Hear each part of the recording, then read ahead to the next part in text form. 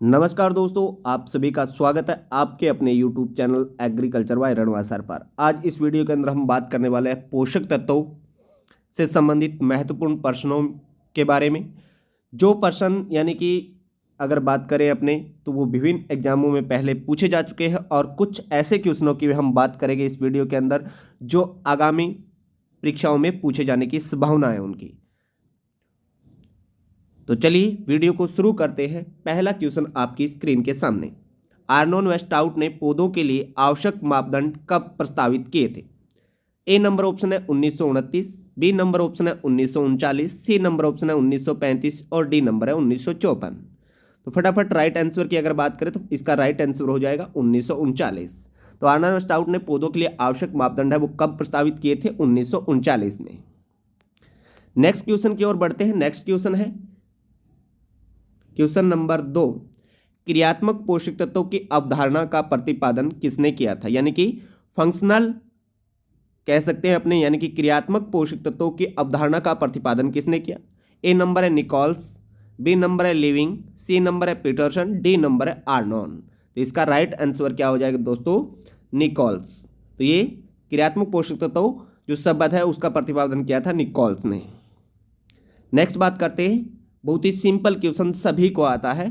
आवश्यक पोषक तत्वों की संख्या बताइए। आवश्यक पोषक तत्वों की संख्या कितनी होती है? 17 होती है। ठीक है, अभी आपको ये ऑप्शन 21, 4 और 3 क्यों दिए गए इनके बारे में भी मैं आपको अभी नेक्स्ट स्लाइड में बताता हूं। देखिए, सबसे पहले अगर बात करें आवश्यक पोषक तत्वों की संख्या कितनी होती है? 17 होती है। वहीं अगर बात करें क्रियात्मक पोषक तत्वों की संख्या कितनी होती है? 21, यानी 17 प्लस में 4। अब ये 4 क्या है? तो देखिए, लाभदायक पोषक तत्वों की संख्या है वो कितनी है? 4 है। और लाभदायक पोषक तत्व भी यहाँ पर लिखे गए हैं 4, कौन कौन से हैं? तो 17 और 4 कितने हो गए? 21। तो क्रियात्मक पोषक तत्व अगर आपसे पूछे फंक्शनल की बात करें तो वो कितने हैं? 21 है। आवश्यक की बात करें तो कितनी है? 17 है। संरचनात्मक पोषक तत्व, संरचनात्मक यानी कि जो संरचना का निर्माण करते हैं वो 3 है, कार्बन, हाइड्रोजन और ऑक्सीजन। प्राथमिक प्राइमरी अगर बात करें तो प्राइमरी कितने हैं? 3 है। सेकेंडरी की बात करें यानी द्वितीयक पोषक तत्वों की संख्या की बात करें तो इनकी भी 3 है, कैल्शियम, मैग्नीशियम और सल्फर। फटाफट आप कमेंट करके बताइएगा प्राथमिक पोषक तत्व कौन कौन से हैं। वहीं अगर बात करें सूक्ष्म पोषक तत्वों की संख्या है वो कितनी है? 8 है। और अति सूक्ष्म पोषक तत्वों की संख्या है वो यहाँ पर आपको दिख रहे हैं, मोलिब्डेनम और कोबाल्ट। ये यानी कि आपको ये अच्छी तरीके से याद रखना। आप इसका स्क्रीनशॉट भी ले लीजिए। 1 मिनट रुकिएगा, अब ले लीजिए फटाफट इसका स्क्रीनशॉट जो आपके काम आएगा। ले लिया होगा स्क्रीनशॉट। अब आगे चलते हैं अपने। वे पोषक तत्व जिनकी सांद्रता शुष्क भार के अनुसार 1 ppm से कम हो, यानी कि इनमें से कौन सा पोषक तत्व होगा जिसकी यानी कि सांद्रता होती है शुष्क भार के अनुसार वो 1 ppm से कम होती है? ए नंबर ऑप्शन दिया है बृहद पोषक तत्व, बी नंबर ऑप्शन दिया है सूक्ष्म पोषक तत्व, सी नंबर ऑप्शन दिया है अति सूक्ष्म पोषक तत्व और डी नंबर दिया है कोई नहीं। तो यहां पर अगर बात करें तो इसका राइट जिनकी मात्रा यानी कि 1 ppm से कम होगी उन्हें क्या कहते हैं? अति सूक्ष्म पोषक तत्व कहते हैं। अब सभी का यानी कि क्लासिफिकेशन भी देख लेते हैं अपने एक बार। तो चलिए ये देखिए क्लासिफिकेशन। पोषक तत्वों की बात करें, बृहद पोषक तत्व यानी कि जिनकी शुष्क भार के अनुसार मात्रा होती है वो 1000 ppm से ज्यादा हो उन्हें क्या कहते हैं? बृहद पोषक तत्व कहते हैं। ठीक है। सूक्ष्म पोषक तत्व जिनके यानी कि 1000 ppm से कम मात्रा की आवश्यकता होती है उन्हें सूक्ष्म पोषक तत्व, और अति सूक्ष्म अभी हमने पढ़ा था 1 ppm से कम। ये क्लासिफिकेशन भी आपको ध्यान में रखना है, इसका भी स्क्रीनशॉट लेना चाहिए तो ले लीजिएगा फटाफट स्क्रीनशॉट इसका। फिर आगे बढ़ते हैं। ले लिया होगा। नेक्स्ट क्वेश्चन 5 नंबर, बहुत ही शानदार क्वेश्चन है।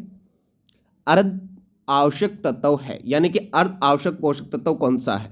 ए नंबर ऑप्शन है सिलिकॉन, बी नंबर है निकल, सी नंबर है क्लोरीन और डी नंबर है ब्रोन। तो अगर बात करें तो इसका राइट आंसर हो जाएगा दोस्तों सिलिकॉन। क्या हो जाएगा? सिलिकॉन। और आपको थोड़ा सा और जानकारी दे दूं, अर्ध आवश्यक तत्व शब्द का प्रतिपादन एप्स्टीन और ब्लूम नाम के 2 व्यक्ति थे, उन्होंने किया था। यानी कि अर्ध आवश्यक तत्वों का प्रतिपादन है वो एप्स्टीन और ब्लूम ने किया था। दोस्तों अगर आपको वीडियो अच्छा लग रहा है तो शेयर करना न भूलें। चलिए आगे बढ़ते हैं नेक्स्ट क्वेश्चन की ओर। पत्तियों का रंग हल्का बैंगनी या भूरा कौन से पोषक तत्वों की कमी से होता है? यानी पत्तियों का रंग हल्का बैंगनी या भूरा कौन से पोषक तत्वों की कमी से होता है? आपके पास पहला ऑप्शन है फास्फोरस, बी नंबर ऑप्शन है पोटेशियम, सी नंबर है नाइट्रोजन और डी नंबर है क्लोरीन। तो इसका राइट आंसर हो जाएगा कौन सा? बी नंबर, सॉरी ए नंबर यानी फास्फोरस। पत्तियों का रंग हल्का बैंगनी या भूरा कौन से पोषक तत्वों की कमी से होता है? फास्फोरस के। और यहाँ पर यह भी याद रखना है, यानी कि कौन से पोषक तत्व कमी किसकी होती है? फास्फोरस की, परंतु उसी समय अधिकता किसकी होती है? क्लोरीन की अधिकता होती है। तो क्लोरीन की अधिकता से और फास्फोरस की कमी से पत्तियों का रंग होता है वह हल्का बैंगनी या भूरा हो जाता है। दोस्तों अपने क्या है जो पोषक तत्वों की अगर बात करूं तो इसके अपने 3 पार्ट में पढ़ेंगे इसको, और मैं आपसे वादा करता हूं कि 3 पार्ट पढ़ने के बाद में आपको कभी पोषक तत्व पढ़ने की आवश्यकता नहीं पड़ेगी। आपको ये 3 पार्ट देख लोगे तो आपको पोषक तत्व कहीं भी पढ़ने की आवश्यकता नहीं पड़ेगी, आपके सारे डाउट है वो सारे के सारे क्लियर हो जाएंगे। तो पत्तियों का रंग हल्का बैंगनी या भूरा कौन से पोषक तत्वों की कमी से होता है? फास्फोरस की कमी से होता है, और जब भी फास्फोरस की कमी होती है तो क्लोरीन की अधिकता हो जाती है। चलिए नेक्स्ट बढ़ते हैं आगे की ओर। फलों व सब्जियों की भंडारण क्षमता कौन से पोषक तत्वों की अधिकता से कम हो जाती है? अब देखिए थोड़ा सा ध्यान से क्वेश्चन को पढ़ोगे तो आपको क्या है इसका आंसर भी मिल जाए। फलों व सब्जियों में भंडारण की क्षमता, भंडारण क्षमता की बात कर रहा है, तो भंडारण क्षमता क्या हो रही है? कम हो रही है। भंडारण क्षमता है वो क्या हो रही है? कम हो रही है। कौन से पोषक तत्व की अधिकता से कम हो रही है? ये पूछ रहा है कि कौन से पोषक तत्वों की अधिकता से कम हो रही है। देखिए सिंपल सी बात है, आपको पता है नाइट्रोजन की जब भी अधिकता होती है तो पौधा होता है वो क्या होता है? कोमल होने लग जाता है।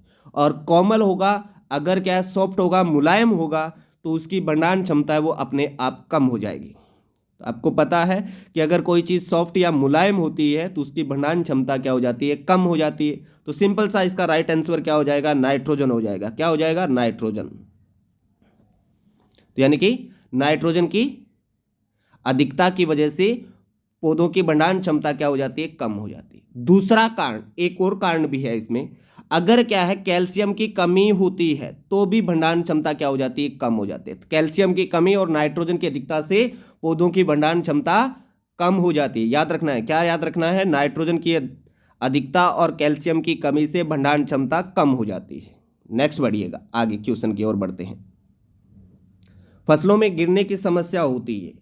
फसलों की गिरने की समस्या, देखो पौधे मुलायम है, मुलायम किसकी वजह से होते हैं? नाइट्रोजन की वजह से। तो ये तो कारण है ही है। उसका अगला कारण ये भी है कि पोटास की अगर कमी होती है तो भी। तो इसका राइट आंसर हो जाएगा ए और बी दोनों। अगर पोटास की कमी होती है, नाइट्रोजन की अधिकता होती है तो फसलें गिर जाती है। क्या याद रखना है? नाइट्रोजन की अधिकता होती है, पोटास की कमी होती है तो फसलें गिर जाती है, याद रखना है। नेक्स्ट बढ़ते हैं नेक्स्ट क्वेश्चन की तरफ। गन्ने में शर्करा की मात्रा कम कौन से पोषक, यानी कि गन्ने में शर्करा की मात्रा कम हो रही है। गन्ने में क्या है? शर्करा की मात्रा है वो कम हो रही है। तो बताइए कौन सा पोषक तत्व की अधिकता से हो रही है? तो यानी कि ये भी कारण क्या हो जाएगा? नाइट्रोजन हो जाएगा। अगर नाइट्रोजन की अधिकता होगी तो गन्ने में शर्करा की मात्रा क्या हो जाएगी? कम हो जाएगी, क्योंकि पौधे क्या है ज़्यादा सॉफ्ट या मुलायम होते हैं, जिससे उनके अंदर क्या है कार्बोहाइड्रेट का निर्माण नहीं हो पाता ढंग से, और इसी वजह से। नेक्स्ट बढ़ते हैं। ये बहुत अच्छी जानकारी है यहाँ पर आपके लिए। फसल जल्दी कब पकती है? जब नाइट्रोजन की कमी हो। नाइट्रोजन की कमी होगी तो फसलें जल्दी पकेगी। अगर क्या है नाइट्रोजन अधिक होगा तो वहाँ पर क्या है पौधे मुलायम ही रहेंगे, वो ग्रोथ करते रहेंगे और उनमें परिपक्व अवस्था नहीं आएगी। पोटास की अधिकता होती है और फास्फोरस की अधिकता होती है तो फसलें जल्दी पकती है। फसल देर से कब पकती है? जब नाइट्रोजन की अधिकता हो, पोटास की कमी हो और फास्फोरस की भी कमी हो। ये कमी है, सॉरी, यहाँ पर भी क्या हो? कमी हो, तो फसल देर से पकती है। तो ये कंसेप्ट भी आपको याद रखना है। फसल जल्दी पकने का कारण नाइट्रोजन की कमी, पोटास और फास्फोरस की अधिकता। फसल देर से पकने का कारण नाइट्रोजन की अधिकता, पोटास और फास्फोरस की कमी। नेक्स्ट क्वेश्चन की ओर बढ़ते हैं। फसलों के दानों को कोमल बनाता है। फसलों के दानों को कोमल बनाने का काम है वो कौन करता है? ठीक है, तो अगर देखिए यहाँ पर क्या है, फसलों के दानों को कोमल बनाने का कारण है नाइट्रोजन की अधिकता। क्या हो जाएगा? नाइट्रोजन की अधिकता। उसके अलावा आपको बता दूं, अगर मैं बात करूं यहाँ पर फास्फोरस और पोटास, इनकी क्या होती है? अगर कमी होती है, इन दोनों की कमी होती है और नाइट्रोजन की क्या होती है? अधिकता होती है, तो क्या होता है? फसलों के दाने होते हैं वो क्या है? कोमल बनते हैं।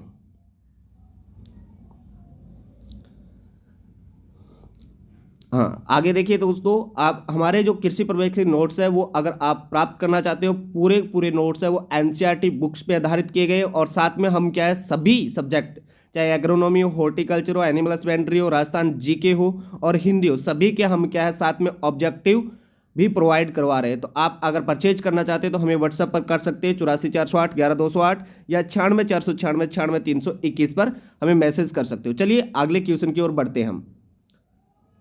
पौधों में ट्रैफिक पुलिस के नाम से जाना जाता है, यानी कि कौन से पौधों में कौन से पोषक तत्वों को ट्रैफिक पुलिस के नाम से जाना जाता है? तो इसका राइट आंसर हो जाएगा पोटास।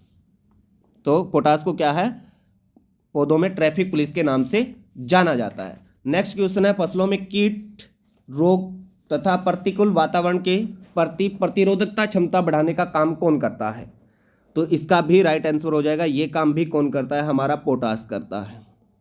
फसलों में कीट रोग और प्रतिकूल वातावरण के प्रति प्रतिरोधकता बढ़ाने का काम है, ये भी कौन करता है? पोटास करता है।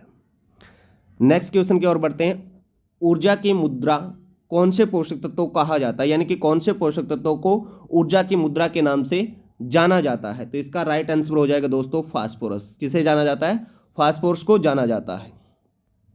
क्वेश्चन नंबर 14, पोटेशियम की अधिकता से कौन से पोषक तत्वों की कमी हो जाती है, यानी कि पोटेशियम की अधिकता से कौन से पोषक तत्वों की कमी हो जाती है? पहला ऑप्शन है मोलिबेडनम, दूसरा है कैल्शियम, सी नंबर है क्लोरीन और डी नंबर है जिंक।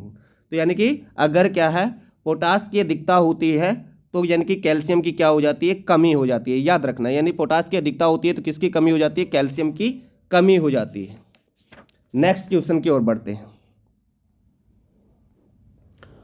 पौधों में ब्रोंजिंग विकार होता है, पौधों के अंदर यानी कि ब्रोंजिंग विकार होता है, वो किसकी वजह से होता है?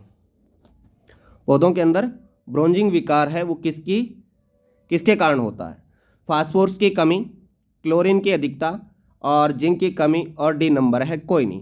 तो देखिए दोस्तों, अगर बात करें पौधों के अंदर ब्रोंजिंग होता है वो किसके कारण होता है, यहाँ पर क्वेश्चन के अंदर जो ऑप्शन है इन चारों को ही मैं एक बार हटा देता हूँ, इसका राइट आंसर बताता हूँ क्योंकि ऑप्शन हमें सही चारों नहीं है, इसलिए अपने को थोड़ा सा ध्यान से समझिए, अच्छे से आपको क्या क्लियर हो जाएगा।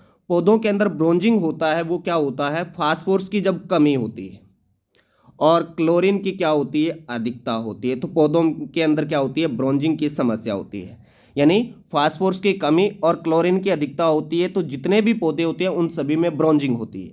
परंतु अगर बात करें अमरूद की, अमरूद के अंदर जो ब्रोंजिंग होती है वो किसकी कमी से होता है? अमरूद में ब्रोंजिंग होती है वो जिंक की कमी से होता है। तो ये बात आपको याद रखनी है। पौधों के अंदर आपसे पूछे कि ब्रोंजिंग किसकी वजह से होता है, तो फास्फोरस की कमी और क्लोरीन की अधिकता से होता है, जबकि आपको अमरूद के अंदर पूछे तो जिंक की कमी से होता है। तो आपके सारे डाउट क्लियर हो गए, इसमें अपने राइट आंसर दे नहीं सकते हैं, ऑप्शन तो दे दिए इसने तीनों, परंतु अब आपको समझ में आएगा। पौधों में ब्रोंजिंग फास्फोरस की कमी और क्लोरीन की अधिकता से, और अमरूद के अंदर क्या है? जिंक की कमी से होता है। नेक्स्ट क्वेश्चन की ओर बढ़ते हैं, कैल्शियम की अधिकता से कौन से पोषक तत्वों की कमी हो जाती है, यानी कि अगर क्या है कैल्शियम की अधिकता होती है तो कौन से पोषक तत्वों की कमी हो जाती है? इस बात को आपको ध्यान में रखना है। यानी कि अगर बात करें कैल्शियम की अधिकता हो जाती है तो कौन से पोषक तत्वों की कमी हो जाती है? पहला ऑप्शन की अगर बात करें तो मैग्नीशियम और फास्फोरस है, दूसरा है मैग्नीशियम और पोटास, और सी नंबर है मैग्नीशियम और नाइट्रोजन, और डी नंबर है मैग्नीशियम और निकल। इनमें से आपको बताना है कि अगर कौन कैल्शियम की अधिकता से कौन से पोषक तत्वों की कमी हो जाती है। तो इसका अगर बात करें राइट आंसर हो जाएगा मेरे दोस्तों क्या? मैग्नीशियम और पोटास की क्या हो जाती है? कमी हो जाती है, कैल्शियम की अधिकता हो जाती है। तो नेक्स्ट, मृदा में यानी मृदा के अंदर नत्रजन या नाइट्रोजन की विषाक्तता को दूर करता है, यानी कि अगर नाइट्रोजन की अधिकता हो जाती है मृदा के अंदर तो उसे दूर करने का काम है वो कौन करता है? तो इसके अंदर बात करें पहला ऑप्शन है फास्फोरस, दूसरा है पोटास, तीसरा है कैल्शियम और डी नंबर है फेरिक। तो इसकी अगर बात करें तो इसका राइट आंसर हो जाएगा वो क्या हो जाएगा? पोटास।